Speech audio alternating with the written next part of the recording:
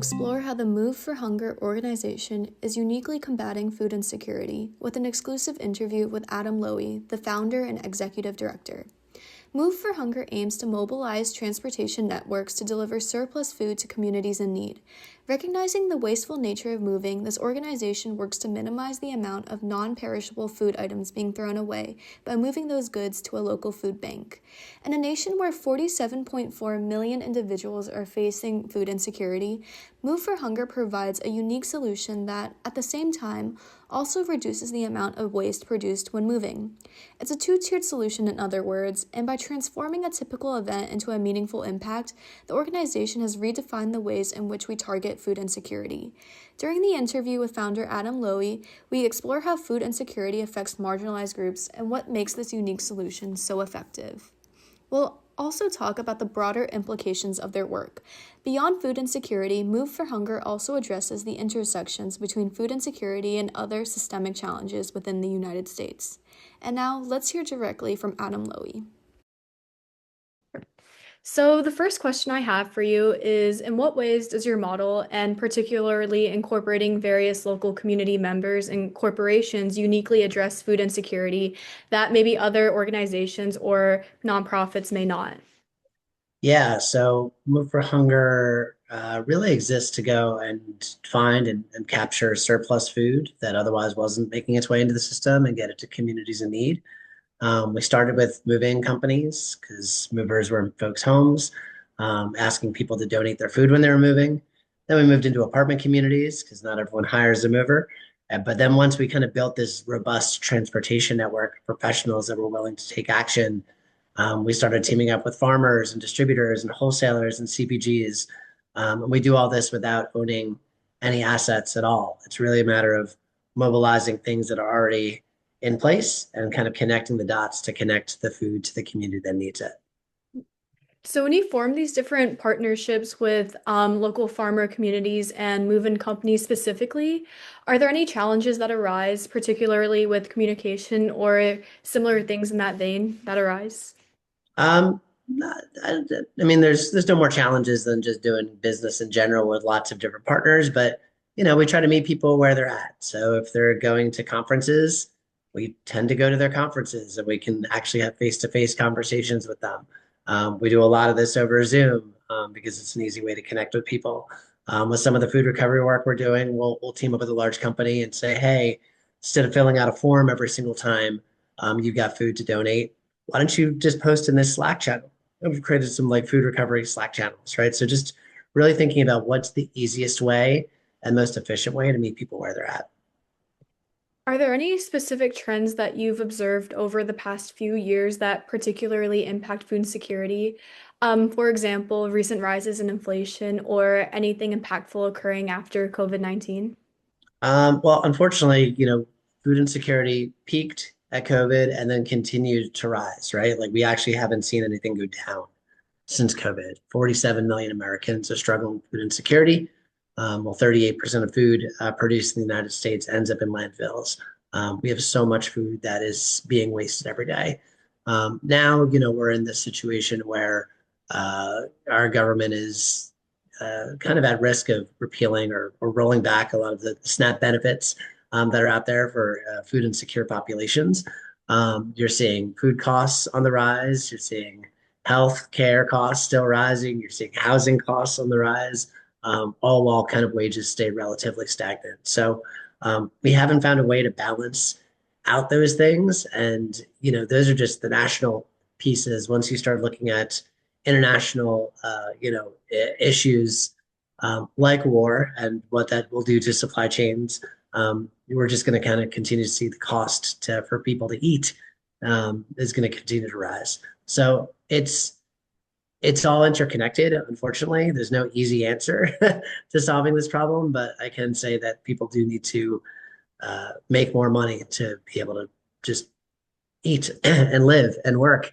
Hunger is a symptom of poverty. And unless we start addressing that, you're not going to see anything more than a band-aid. How has the Move to Fight Hunger Challenge helped in increasing awareness and engagement with the topic of food insecurity?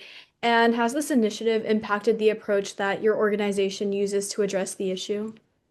Move to Fight Hunger Challenge is kind of one of our virtual engagement pieces. It's a virtual steps challenge. So for us, it's that opportunity to educate more individuals, hundreds, if not thousands of individuals, about the issues of hunger and food waste.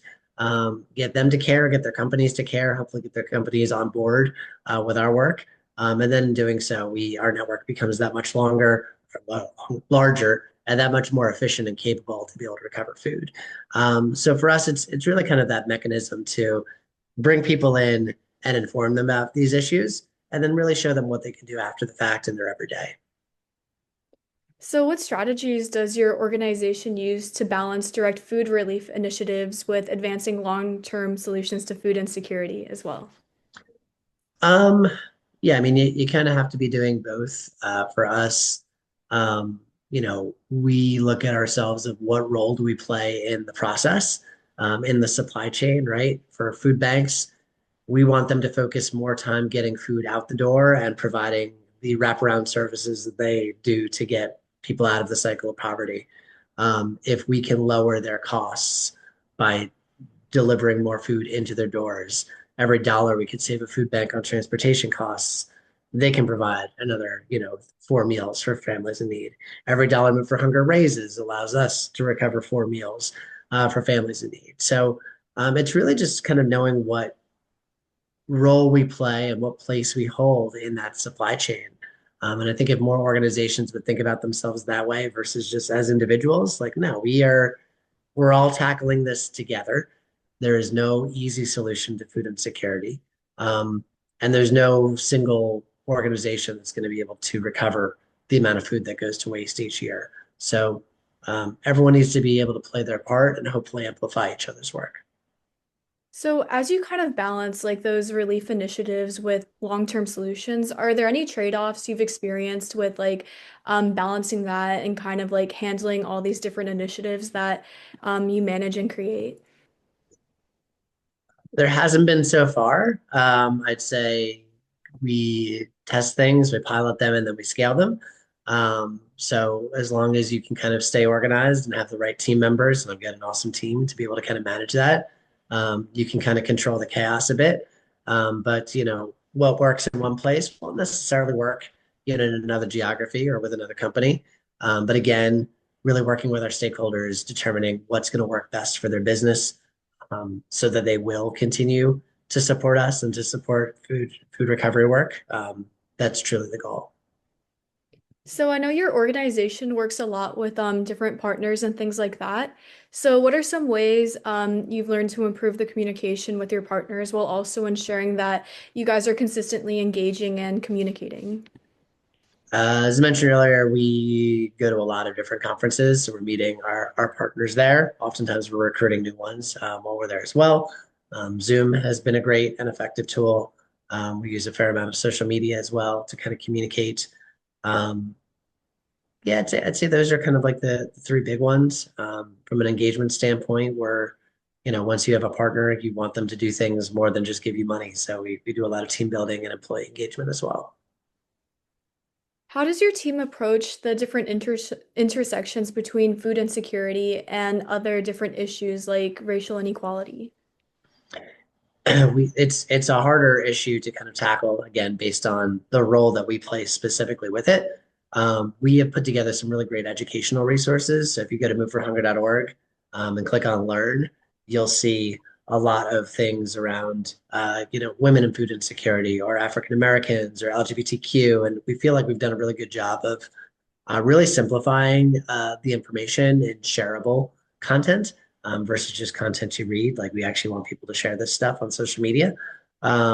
So the education goes a lot into the work that we're doing overall. For us, it's not for us to determine where the food is going or delivering the food to the food banks and pantries. It's them to be able to send it out. But our job is to get the food in the door so they can get the food out the door.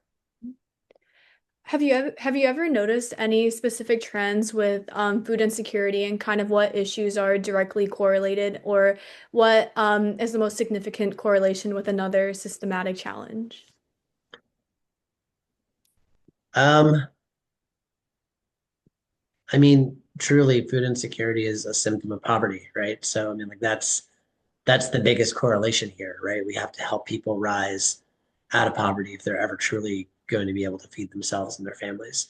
Um, there's no one straight answer to solving this. You're talking about solving housing and healthcare and food prices and all these things at the same time, all while making sure that even if you solve all those things, understanding that some people are still going to fall through the cracks for whatever reasons and making sure that a safety net still continues to exist. I think the challenge today is the safety net is the sole thing that everyone is relying on, and government really hasn't done anything to um, really make that safety net smaller, right? Or they're making the safety net smaller, but they're not doing anything to actually solve the problem. They're just wholly reliant on that safety net. And as you pull those strings away a little bit without actually adding support to the challenges, you're going to have more people fall through the cracks. I think this is a pretty good segue into the next question I have, but are there any specific pieces of legislation, sorry, that you believe would contribute to reducing food insecurity? I think there's a lot of really great bills that are going onto the books around food waste in general, which I think are helpful. Just the ability for folks to be able to, and companies to be able to donate more food. I mean, if we recovered all the food waste in this country, you could feed every hungry American 3 meals a day, every single day.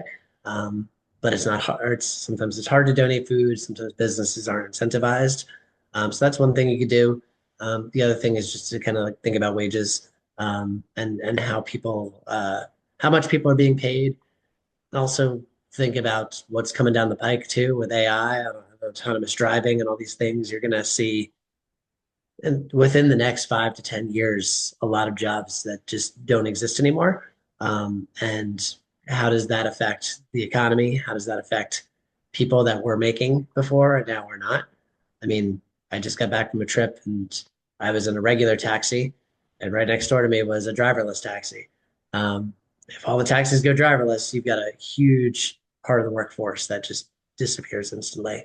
And I don't think our country is necessarily prepared for the ramifications of that, especially as it comes in terms of food insecurity. So the last question I have for you is, what are some ways people can get involved with your organization and different projects you've initiated? Lots of ways to get involved. If you're a moving company or transportation company or the multifamily industry, we certainly have a program for you. If you're a company looking to do team building, food drives, special events, you can get involved that way. If you're a runner, a walker, biker, we've got Team Move for Hunger, so you can turn your miles into meals that way. Just really lots of ways for people to take action. So that was the last question, but do you have any concluding words or final statements you want to make? Visit moveforhunger.org and learn how you can make an impact today. Thank you for listening to the podcast.